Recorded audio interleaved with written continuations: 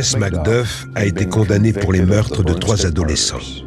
A Dallas jury convicted McDuff of shooting the 2 boys in the head, repeatedly raping Louise Sullivan and choking her to death with a broomstick.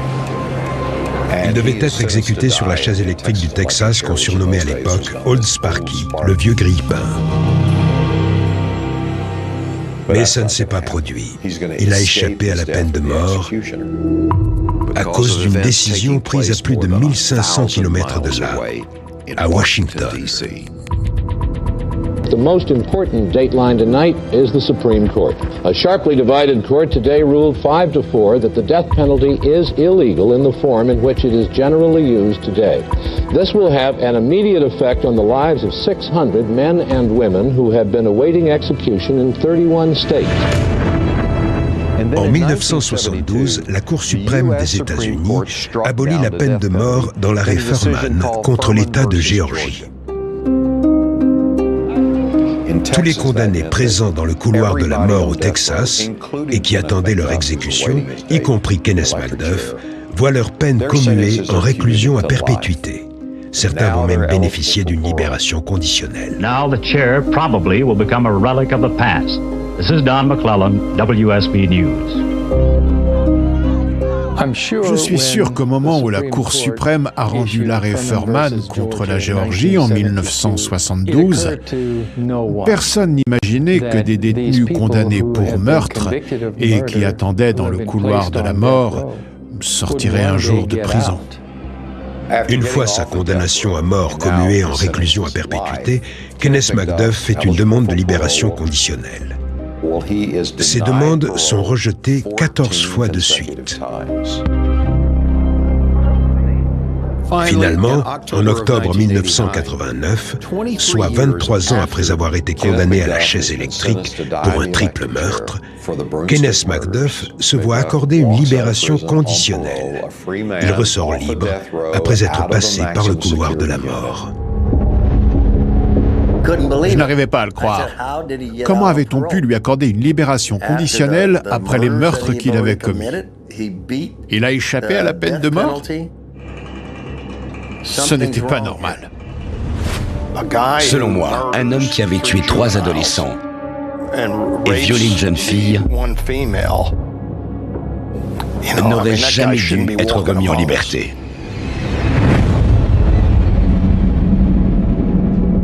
On savait ce qu'il avait fait dans les années 60 à Fort Worth, au Texas, non loin du terrain de baseball. On le surnommait le tueur au balai. Alors que McDuff a recouvré la liberté, Melissa Northrup, une jeune femme enceinte et déjà mère de 2 jeunes enfants, vient de disparaître en pleine nuit. Elle a été enlevée au Quick Park, une supérette de Waco. On ne connaissait pas tous les détails, mais on était convaincus d'avoir affaire à un tueur en série. Il fallait agir vite.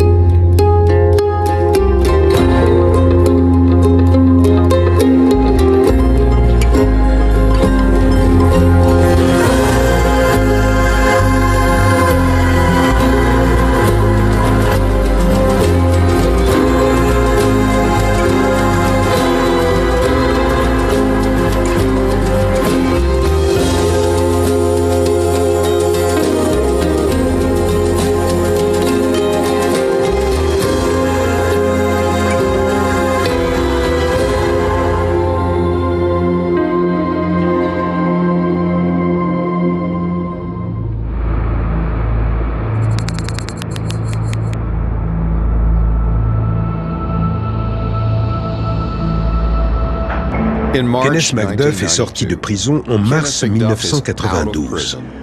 On ignore où il se trouve, mais un groupe de 3 hommes, le procureur Bill Johnston, ainsi que les marshals Mike et Parnell McNamara, pensent que McDuff a peut-être recommencé à tuer. Ils sont déterminés à le retrouver.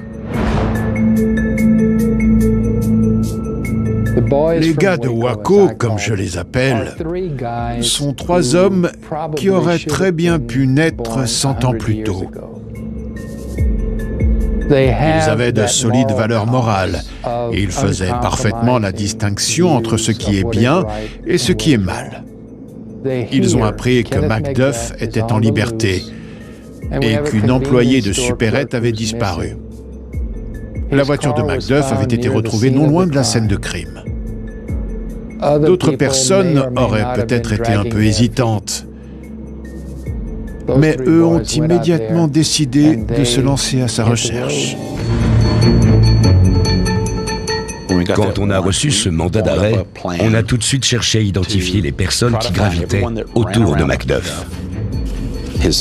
Ses amis, d'anciens co-détenus et ainsi de suite. Mais on ne pouvait pas le faire entre 9 et 17 heures. Ces gens-là ne se lèvent pas avant 17 heures.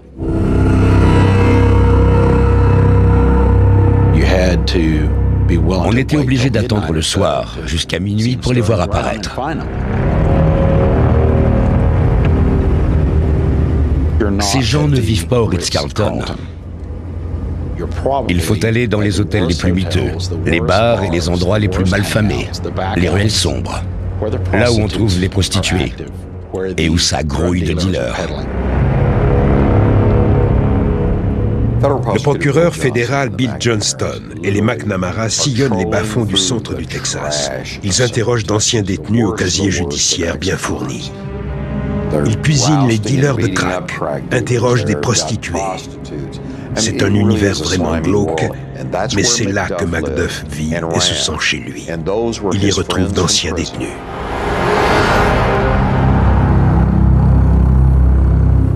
Pour justifier ma présence, j'étais là pour interroger des témoins qui pourraient nous renseigner sur des affaires susceptibles de constituer des infractions fédérales. J'ai choisi ce métier parce que j'ai vu mon père, un procureur d'État, accompagner régulièrement le shérif du comté de Dallas. Je savais que pour lui, c'était une vocation, pas juste un travail. Mon père a travaillé sur toutes sortes d'affaires, notamment celle de Jack Ruby, et bien d'autres encore. Ma mère est morte quand j'avais 7 ans, et j'ai idéalisé mon père. Quand j'avais 17 ans, un événement s'est produit. Je travaillais dans un supermarché de Dallas. Une nuit, j'étais censé être au travail. Je m'étais fait remplacer par un jeune collègue, et le magasin a été la cible d'un vol à main armée. Un des employés a été tué, et il a tiré sur celui qui m'a remplacé. Ça m'a terrifié. Pourtant, malgré cette peur, j'ai commencé à ressentir le besoin de mettre un terme à cette violence. Et après ce que Macduff avait fait à ses enfants à Fort Worth, je devais le retrouver. Une occasion d'arrêter un tueur en série? Mon Dieu! Quel membre des forces de l'ordre ou quel procureur laisserait passer l'occasion d'empêcher un criminel de tuer?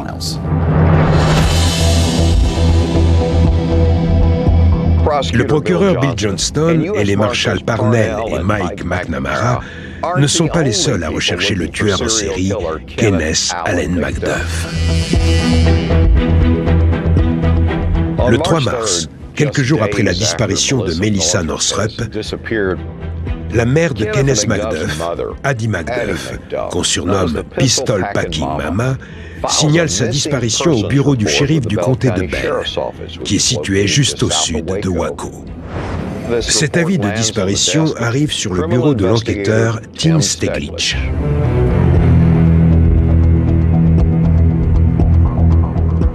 On nous a signalé la disparition de Kenneth Allen Macduff.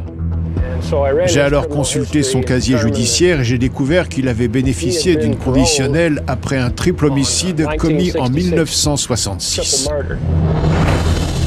Il n'était pas rare que des personnes en conditionnelle s'enfuient et envoient quelqu'un signaler leur disparition. C'est un vieux truc. Si vous voulez partir en cavale et échapper aux contraintes de la conditionnelle, vous envoyez un membre de votre famille dire que vous avez disparu, en espérant alors que la police croira que vous êtes mort. C'est l'ancienne maison des Macduff. Je suis venu ici pour interroger Addie Macduff sur la disparition de son fils.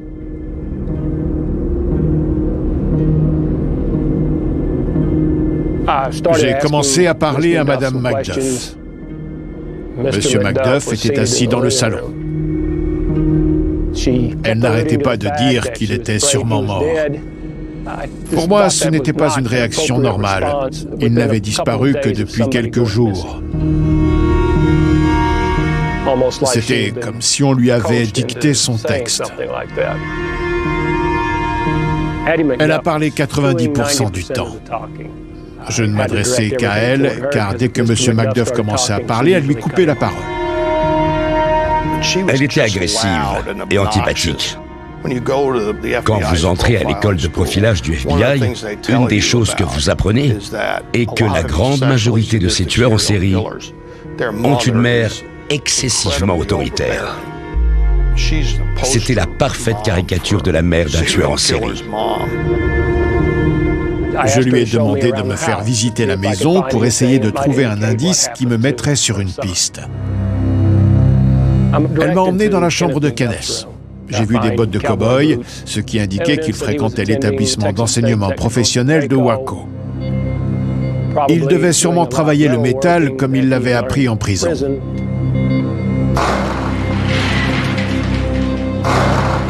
Et il y avait un pick-up rouge dans le garage. Le pare-brise était endommagé du côté droit, côté passager. J'étais sur mes gardes. Kenneth était un homme extrêmement violent. Je restais constamment dos au mur, même si j'étais presque sûr qu'il n'était pas là. Sinon, elle ne serait pas allée signaler sa disparition. Il avait été condamné pour 3 meurtres en 1970, avant d'obtenir une conditionnelle en 1989. Quand je voyais ce genre de casier, je savais que la personne avait toutes les raisons de vouloir disparaître.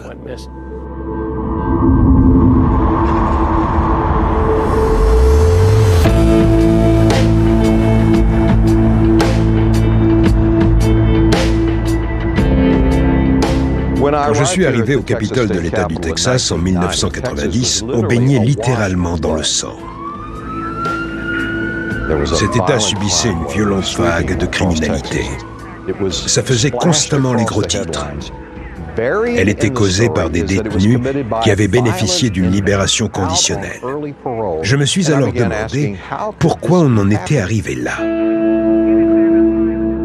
À l'époque, la perpétuité sans libération conditionnelle n'existait pas dans cet État. Et à cause de la surpopulation carcérale, les prisons ont été plongées dans un véritable chaos. Le Texas devait construire de nouvelles prisons. Pas quelques-unes de plus, mais beaucoup plus. Pendant des années, l'État n'a pas respecté les ordonnances fédérales pour accroître le parc carcéral. Il ne voulait pas augmenter les impôts. Pourtant, ces mêmes élus disaient vouloir lutter contre la criminalité, et ils ont institué des peines plus longues. Mais il n'y avait pas de place pour garder les détenus longtemps. Je voulais comprendre ce qui se passait. Je cherchais des réponses. Je suis allé au Capitole pour couvrir les travaux de la législature du gouvernement du Texas. Mais à côté de cela, je cherchais à comprendre ce qui se passait. Il y avait cette violente vague de criminalité, et je ne pense pas que les politiques cherchaient à en comprendre l'origine. Personne ne semblait s'en soucier, excepté le sénateur Ted Lyon. C'était le président de la commission de la justice pénale. Un jour, j'ai reçu une convocation urgente pour me présenter à son bureau. Il tremblait de colère. Il avait une liste de plus de 60 ex-condamnés à mort qui avaient bénéficié d'une conditionnelle. Macduff en faisait partie. Mais il était surtout préoccupé par un détenu du nom de Leonardo Lopez. Lopez et un complice avaient pris 5 policiers en otage à Dallas et avaient abattu 3 d'entre eux. Lyon était totalement révolté. Avant d'entrer à la faculté de droit et d'être élu à la législature du Texas, il avait été agent de patrouille dans une banlieue de Dallas. Et il avait exécuté des mandats avec un des policiers assassinés. Il en faisait donc une affaire personnelle. Plus tard, je suis devenu président de la commission sénatoriale de la justice pénale et j'ai découvert qu'ils avaient accordé la libération conditionnelle à Leonardo Lopez, un détenu condamné pour le meurtre de 3 policiers. Ils ne les avaient pas tués dans une fusillade, mais exécutés. Ils étaient à genoux et ils les avaient abattus. Inimaginable. J'étais en rage. J'ai cherché un allié dans la presse qui ferait éclater ce scandale. Il m'a dit, voilà la liste. Vous devez divulguer cette affaire. The parole of police killer Leonardo Lopez outraged the Senate Criminal Justice Committee. Texas Senator Ted Lyon, Je dévoile l'affaire et cela déclenche une onde de choc dans tout l'État. Tous les shérifs de l'État du Texas appellent immédiatement le gouverneur. Face à l'indignation que cela suscite, le sénateur Lyon organise des auditions. Il réunit les membres du comité des libérations conditionnelles qui ont accepté de libérer Leonardo Lopez, le tueur de policiers, et il exige des explications. C'était ici, dans l'enceinte du Sénat. J'étais stupéfait en entendant ce que ces personnes prétendument sages pouvaient répondre. They are raping the bottom of the barrel, Senator. We must let these people go every day. We must let these people go. We have no choice, Senator. C'était une audition enflammée. Le sénateur Lyon se mettait parfois à crier. And how many people would he have to kill before you wouldn't let him out? Crude as it might be, Senator, you know we cannot keep everyone. If we see 10 people, we're letting 8 of them go, Senator. Au cours de cette audience qui a bouleversé tout le monde, un des membres du comité a fini par admettre la vérité après avoir été interrogé par le sénateur Lyon. Il libérait 150 détenus par jour, 750 par semaine. Ils ont d'abord libéré des gens condamnés pour chèques sans provision, détention de drogue et vol de voiture. Mais après, ça a été le tour des détenus les plus dangereux. Et parmi eux, il y avait Kenneth Allen McDuff.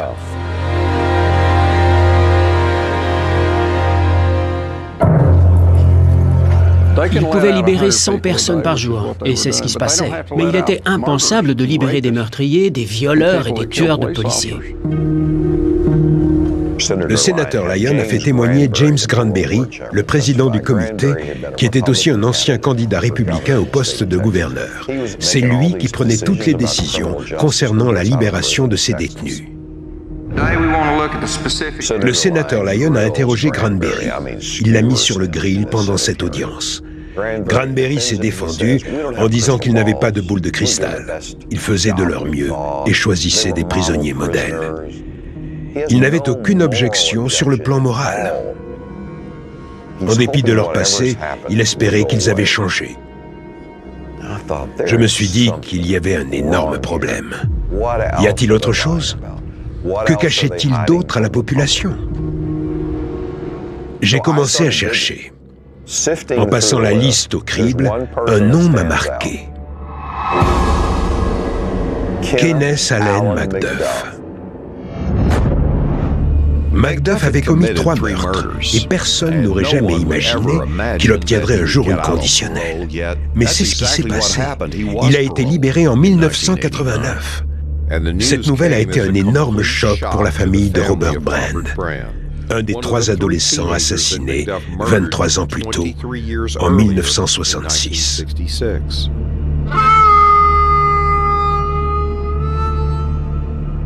Au moment de sa libération conditionnelle, ma mère m'a appelé pour me dire « Ton père a pris son arme et il est parti pour Rosebud. Il espérait le trouver et le tuer. »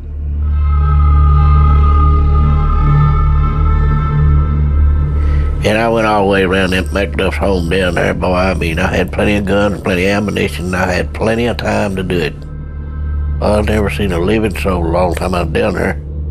Sheriff Pamplin, merciful man, he caught me and took all my guns away from me and sent me home. On ne savait pas qu'il était sorti avant son arrivée à Rosebud.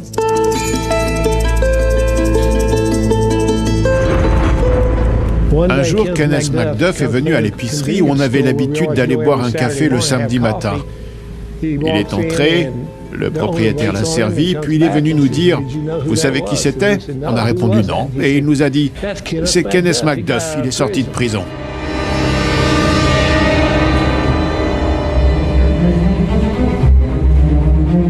Ma fille s'entraînait pour une rencontre d'athlétisme. Ma femme est sortie et lui a crié de rentrer à la maison. « Macduff est libéré! Macduff est libéré !»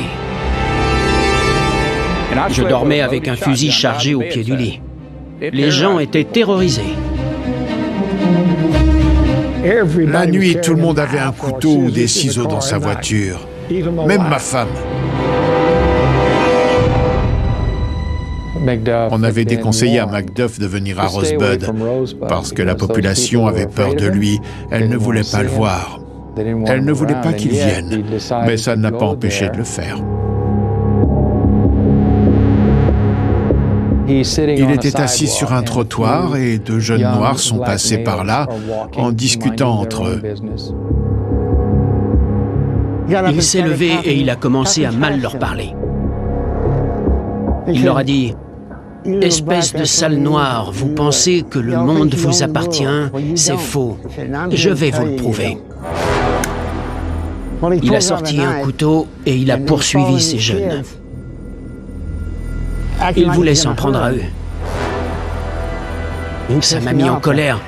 Ces jeunes n'ennuyaient personne. Je lui ai dit « Ça se fait pas ici, on tolère pas ça. » Je lui ai dit de ranger son couteau et de s'en aller.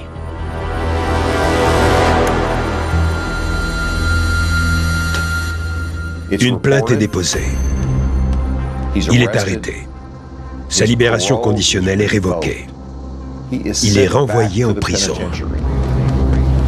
En 1990, il bénéficie d'une nouvelle libération conditionnelle. Ils l'ont laissé sortir non pas une, mais 2 fois. C'était incompréhensible. Les habitants de Rosebud disaient que Madame Macduff avait dû soudoyer quelqu'un. Avec son argent, elle avait corrompu quelqu'un. Votre foi dans le système est ébranlée. Le 18 décembre 1990, Kenneth MacDuff est à nouveau libre. Libre de tuer. Quand MacDuff sort de prison, comme beaucoup d'anciens détenus, il fait semblant de jouer le jeu. Il essaie de duper son agent de probation. Il veut montrer qu'il se comporte correctement et qu'il fait tout pour se réinsérer. Il s'inscrit dans un établissement d'enseignement professionnel. Pour Macduff, c'était l'occasion d'avoir un logement, un endroit à soi, et de bénéficier d'une allocation. Il se retrouvait aussi avec des jeunes gens qu'il pouvait facilement intimider. Macduff a passé la majeure partie de sa vie en prison. Alors quand il sort au début de la quarantaine, il a la même maturité affective qu'à l'époque de son incarcération. C'est celle d'un adolescent. C'est difficile à croire, mais il a figuré au tableau d'honneur lors d'un des semestres auxquels il a participé. Sa mère était très fière de lui. Elle racontait à tout le monde qu'il était bien décidé à devenir mécanicien et qu'il suivait des cours pour ça. Pendant cette période, en mai 1991, il trouve un travail de nuit dans une supérette appelée Quick Pack. Il travaille avec le mari de Melissa Northrup, qui est également employé dans cette supérette. Elle disparaîtra environ 1 an plus tard. Elle était très sympathique avec lui. Elle lui préparait même des sandwichs. Elle lui donnait des biscuits, des sandwichs et d'autres choses. Il se vantait tout le temps. Il pouvait cambrioler n'importe quelle supérette parce qu'il travaillait dans l'une d'elles. Il savait que ces endroits n'avaient pas de système de sécurité. Il y avait une jeune femme dans un de ces quick packs, Melissa Northrup. C'était une très belle jeune femme. Il disait qu'il pouvait l'enlever à tout moment. C'était un vrai prédateur. Il en avait le comportement. Il était constamment en chasse. Pendant toutes ces soirées, il sillonne l'autoroute 35. Il est à la recherche de dealers qu'il pourrait détrousser. Il raconte qu'il va abattre des vendeurs de crack pour leur voler leur drogue et leur argent. Il sillonne aussi un endroit de Waco qui s'appelle The Cut. C'est juste à côté de l'autoroute. C'est un marché à ciel ouvert pour la drogue et la prostitution qui ne ferme jamais. Il est à la recherche de prostituées qu'il pourrait facilement enlever. Elles sont de passage et personne ne remarquera leur disparition. Si l'une d'elles montait dans le pick-up de Macduff, ce serait son tout dernier voyage.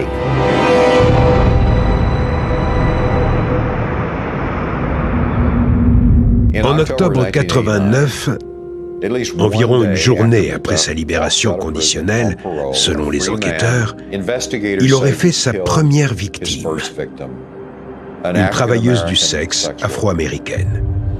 Elle s'appelait Sarafia Parker. À partir de là, tout au long de l'autoroute 35, on va commencer à trouver des cadavres.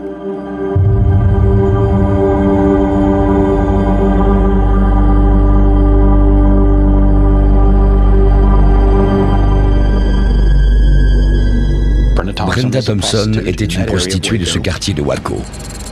Brenda est montée avec Macduff. Mais la situation a tout de suite dégénéré. Brenda s'est doutée de quelque chose et elle a voulu descendre. Il était très grand et il avait des mains énormes. Il pouvait sûrement tuer quelqu'un en 5 secondes. Brenda a voulu descendre. Brenda Thompson avait dit à d'autres prostituées que si elle se faisait attaquer, elle se défendrait de toutes ses forces et elle essaierait de casser le pare-brise. Elle l'a dit à tout le monde. Il avait totalement le dessus. Elle ne pouvait pas se défendre. Elle ne pouvait que donner des coups de pied dans le pare-brise.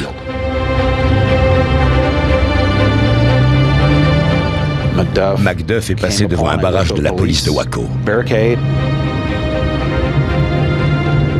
Ils ont vu Brenda Thompson donner des coups de pied dans le pare-brise. Macduff a continué son chemin. Il a pris une rue à sens unique, mais en contresens. Il a éteint ses feux alors que Brenda continuait à hurler. Elle voulait sortir de cette voiture, mais c'était impossible. Elle n'est pas descendue. Elle n'est jamais descendue. On se demande si les policiers ont réellement tenté de l'arrêter ou s'ils ont fait preuve de passivité.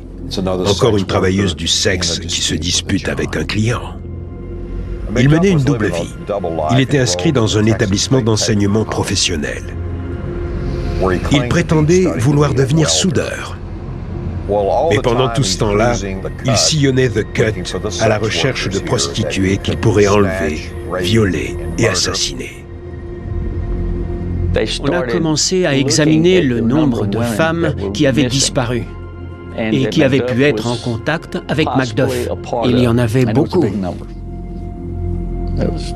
On recensait une dizaine de disparitions.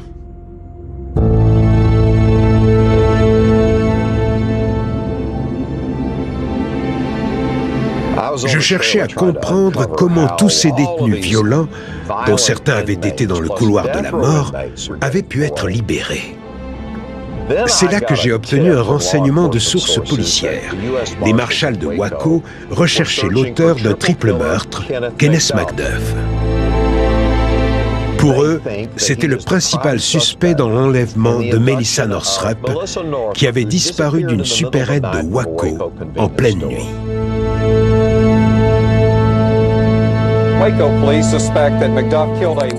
J'ai divulgué cette information et ça a fait bouger les choses. His old cellmate says Macduff randomly abducts any female that appears vulnerable. Je passe au journal télévisé de 10 heures. Le lendemain matin, mon téléphone sonne. C'est Barbara Carpenter et elle me dit qu'elle a reconnu l'homme qui a assassiné sa fille dans le journal d'hier soir. Elle m'explique ensuite que sa fille, Regina Moore, une travailleuse du sexe, avait été vue pour la dernière fois en vie avec Macduff dans son pick-up et qu'elle était allée voir la police de Waco. Mais personne ne l'avait vraiment écoutée. J'ai immédiatement rassemblé mon équipe et on est tout de suite parti à Waco. Barbara était serveuse dans un relais routier. On l'a rencontrée et elle m'a dit que quelques mois plus tôt, elle était allée avec son mari dans l'établissement où Macduff suivait des cours et qu'il lui avait parlé.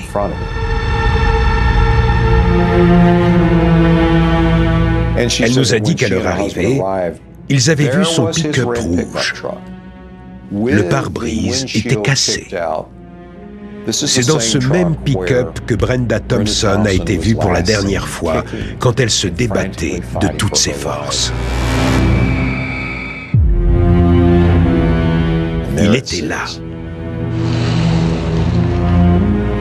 Son mari nous a rejoints et on est allé à la résidence universitaire jusqu'à la chambre de Macduff.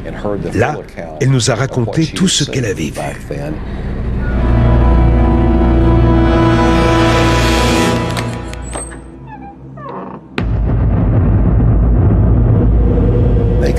Ils lui ont parlé de leur fille, Regina Moore. Ils lui ont dit qu'elle avait été vue pour la dernière fois avec lui. Threw his hands up in the air and started hollering, "Don't pin this on me, don't pin this on me." Par la suite, son comportement les a effrayés. And when I saw him in that room, I knew he killed my daughter.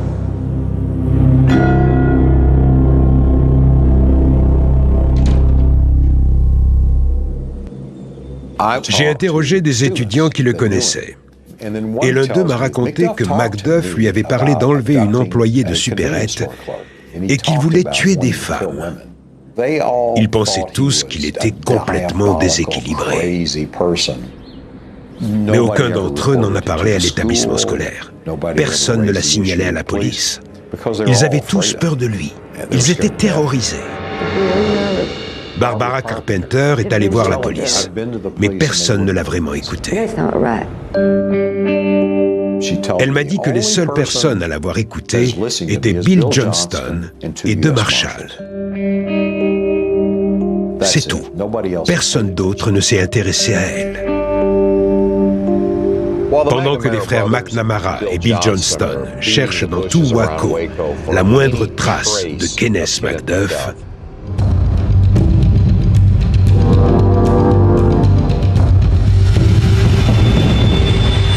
160 kilomètres plus au sud, la capitale du Texas, Austin, est encore sous le choc après 2 crimes non résolus. La ville d'Austin était autrefois une ville universitaire paisible.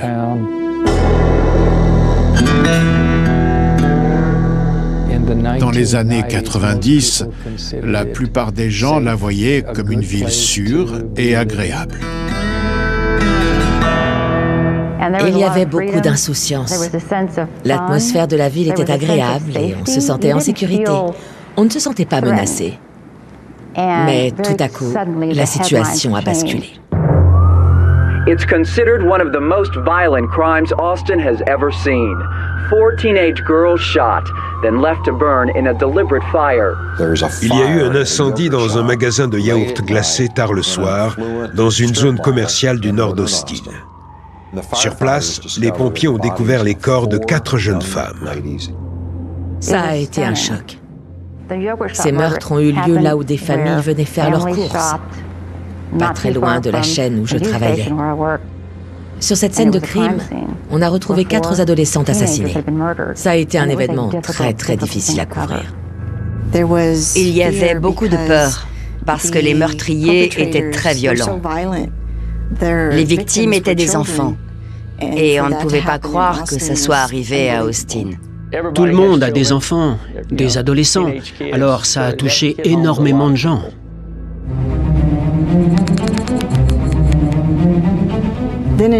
À la fin du mois de décembre, un autre drame a provoqué un choc dans toute la ville.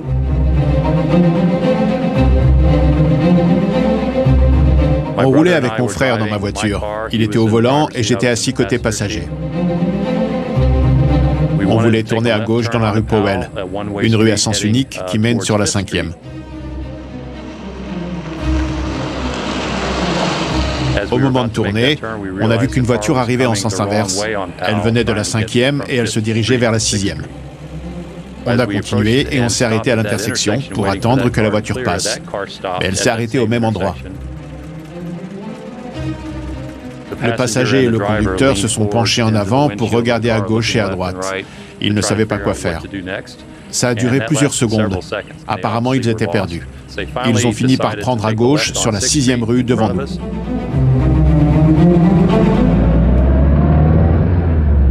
Mon frère et moi sommes arrivés à destination dans la rue Powell.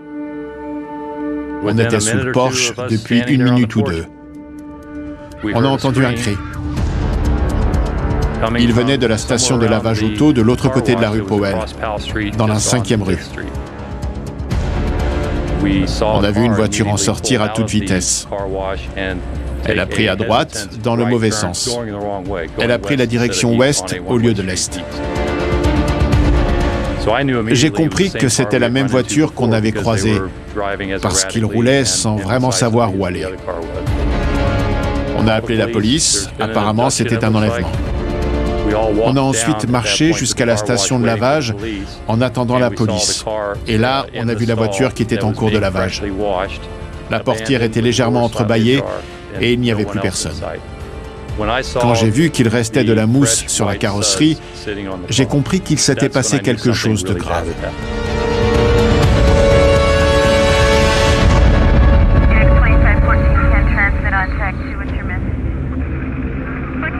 Quand la police a fouillé la voiture, ils ont trouvé son sac à main à l'intérieur.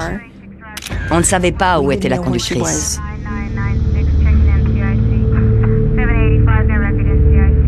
C'était un enlèvement, un kidnapping. La victime avait 28 ans et s'appelait Colleen Reed. J'ai appris que Colleen avait disparu le lundi matin. À l'époque, je travaillais pour la ville d'Austin. Oliver, son petit ami, son fiancé en fait, a appelé au bureau. Il m'a demandé si je savais où était Colleen. J'ai ri et j'ai répondu, on est lundi matin, elle est au travail. C'est lui qui m'a annoncé qu'il s'était passé quelque chose et que Colleen avait disparu. C'était effrayant parce que ça aurait pu arriver à n'importe qui. Elle menait une vie tout ce qu'il y a de plus banal. Ça aurait pu arriver à n'importe laquelle de vos connaissances. Quand la nouvelle a été rendue publique le lendemain, il y a eu un nouveau vent de panique à Austin. Que se passe-t-il? Tout à coup, on est face à une vague de criminalité. On ne connaît ni les auteurs, ni leur mobile.